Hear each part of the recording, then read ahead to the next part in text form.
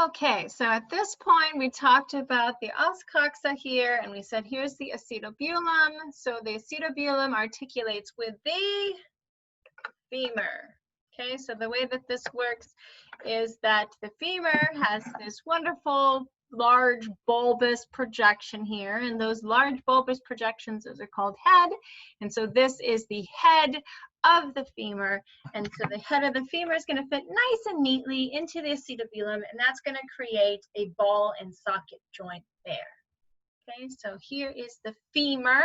The femur is the only bone in the thigh, and the femur has the head here coming off of the head. The skinny part there would be the neck, and if you look at the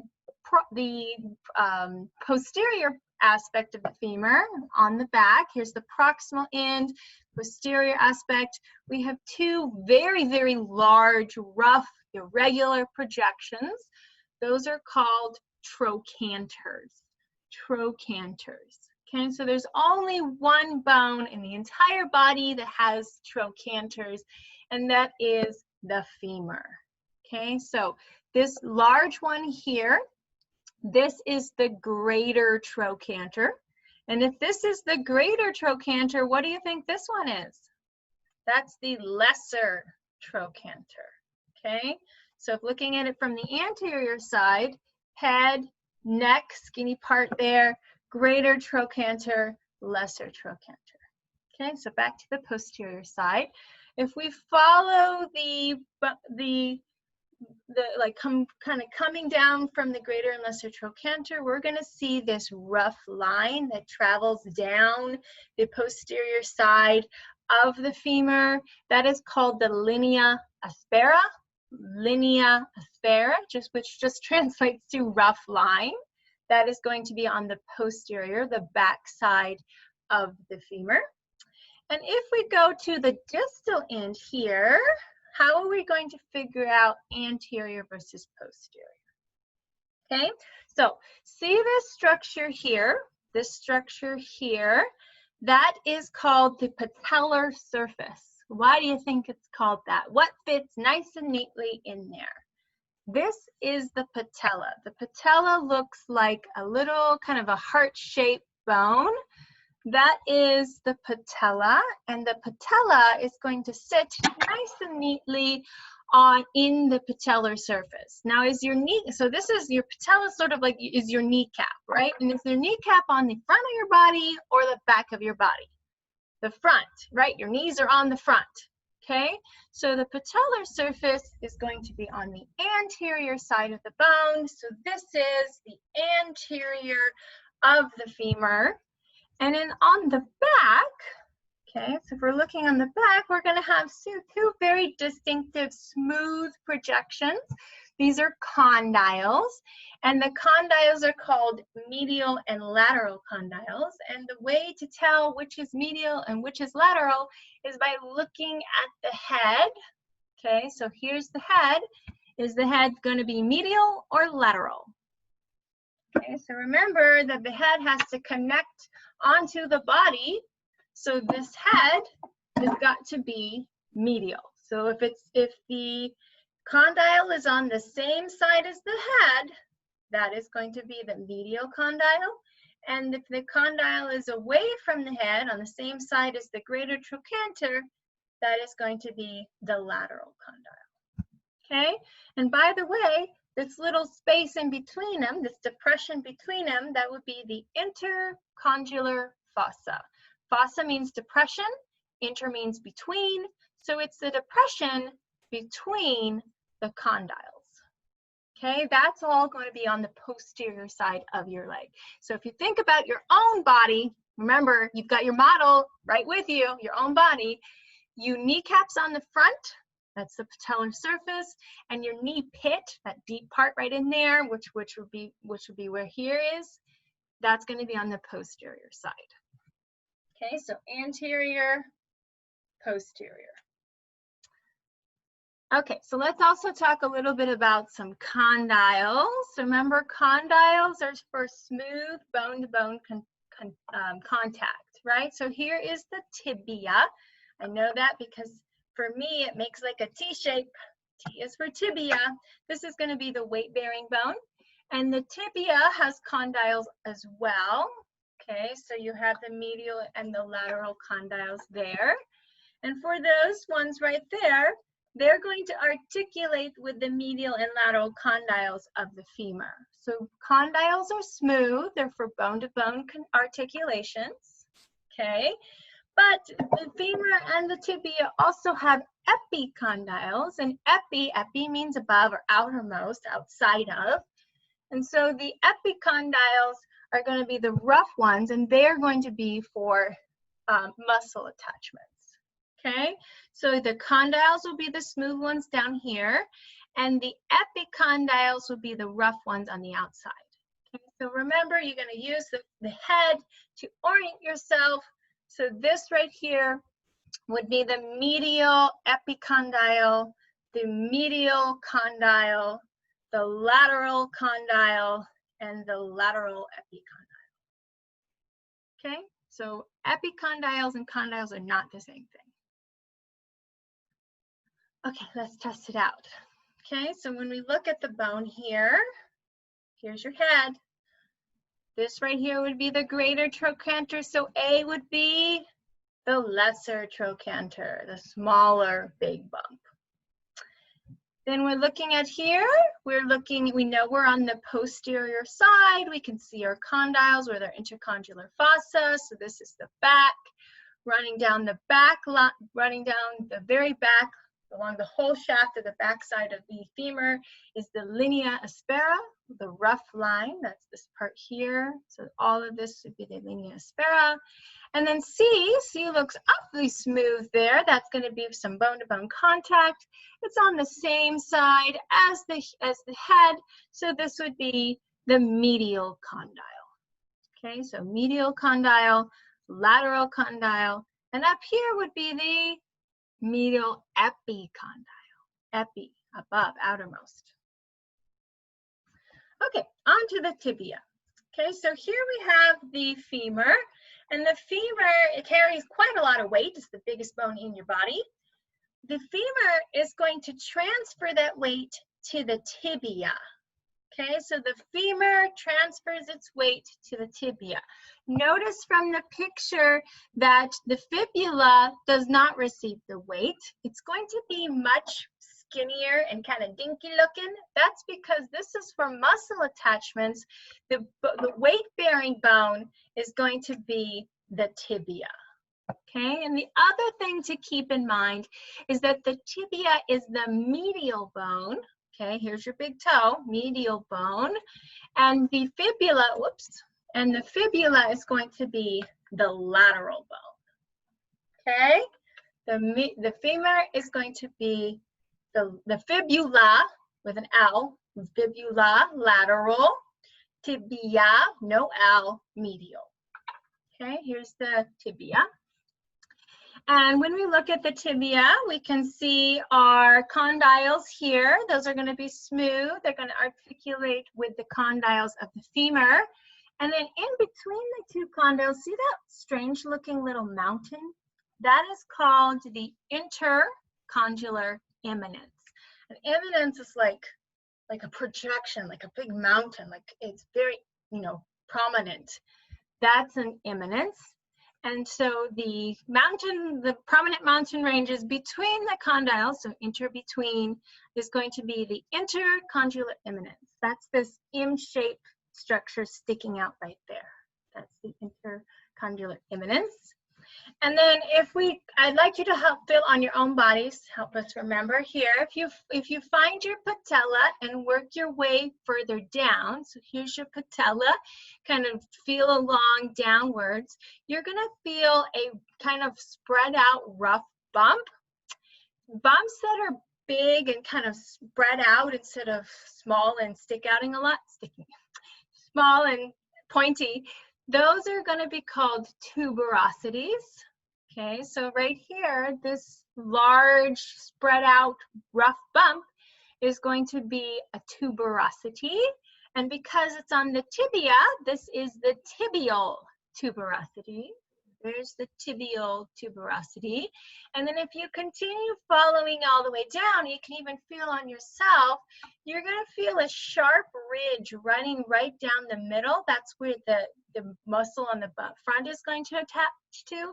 That's going to be called the anterior border. Okay, so here's your anterior border here that runs right along the very front of the tibia. And then all the way at the end here, see this weird looking lump? This right here is called the medial malleolus. So if you look at yourself, what you think of as your inner ankle bone is not actually really an ankle. It's not any of the tarsals. That is going to be part of the tibia. That's the medial malleolus. Okay, so the tibia, which is the medial bone, is going to have the medial malleolus. That's this right here. See how it sticks out weird? Medial malleolus, whereas the fibula, which is the lateral bone, is going to have the lateral malleolus. Okay, so if you remember which bone is on which side, that's going to help you a lot with that. That's the lateral malleolus. And so for the fibula, there are two sides to the fibula. You have more of a triangular side. That's going to be the head. So here's the head. And then you've got a lumpier, kind of bumpier, irregular shaped side. That is going to be the distal side, and that's going to be the lateral malleolus. So the proximal end has the head, and the distal end has the lateral malleolus. And so when they come together, they kind of make a little cup for your tarsals to sit into. Okay, so the lateral malleolus would be what you think of as your outer ankle bone. That's your lateral malleolus down there. Onto the foot. Okay, so here we have a foot. Okay, so let's go over the general terms first, and we'll go over specific names. For the foot, all of these structures here, so from here to here, those are collectively called tarsals. So all of these structures here, those are the tarsals. These bones right here, the ones that are numbered here, those are called metatarsals. So your foot part is going to be made up of your tarsals and your metatarsals, okay? And then all of the ones coming off of that make up your toes, those are collectively called phalanges, okay? So your foot has the tarsals, those are the square bones there. The metatarsals, those are the long bones that are still part of your foot, and then the phalanges that make up your toes. Okay, so let's go into the metatarsals. Let's go into the tarsals. Okay, so when we look at the tarsals here, let's start with this one here. Notice how this one, which is this one here, that has a nice little rounded dome. That nice little rounded dome is going to articulate with the tibia. Okay, that makes a hinge joint that allows you to flex and point your toe. Okay, that is the talus. So I like to remember that the tibia and the talus articulate. Okay, so the tibia is going to articulate with the talus, which is this one here that has this nice shaped dome on it that makes the hinge joint there. And then immediately in front or anterior to the talus, you're going to have the navicular. Okay, the navicular would be this bone right here. Here's the talus. Here is the navicular. Now looking at it, why do you think it's called that? It's called that because it makes a boat shape, like in the Navy, right? So here is the navicular there. Now in front of the navicular, you're going to have 3 cuneiform bones. Now all you really need to learn is the word cuneiform because the rest of the name comes from its location. Okay, so these three bones right here are the cuneiform bones. The one that is where the big toe is, so remember, if you look down at your own feet, your big toe is going to be the most medial one. Okay, so it's kind of opposite of the thumb. Careful with that. So here, like here is the medial side here. So this one here, that would be the medial cuneiform, medial cuneiform. The one in the middle is going to be the intermediate cuneiform. That's this one here, nice flat one there. And then the one off to this more lateral, okay, so away from the big toe, this one here, that's going to be the lateral cuneiform. Okay, so medial cuneiform, intermediate cuneiform, and lateral cuneiform. Now, even more lateral to that is the really big, a really big square one. Why do I think I emphasize that? Square one. What is that one? That is the cuboid. Okay, so here is the cuboid. That's going to make up the lateral part of your foot right there. Now, one more to go. See this really, really large one? Okay, this right here, that would be like your heel on your foot. That's the heel of your foot right there. And that is the calcaneus. The calcaneus has a connection that creates the calcaneal tendon. So for me, that helps me remember that calcaneal rhymes with heel, but really the name of the bone itself is the calcaneus or calcaneus. However you want to say it, that's fine with me. The calcaneus is this heel bone here. Okay, so talus, navicular, medial cuneiform, intermediate cuneiform, lateral cuneiform, cuboid, and calcaneus, your heel bone. Okay, on to the metatarsals and the phalanges. Okay, so the metatarsals, those are still going to be part of your foot. And the good news is, if you remember that they're metatarsals, but you know about the metacarpals, they're named the same way. So your first digit is going to start with your big toe, also known as the hallux. Okay, so here is your big toe here.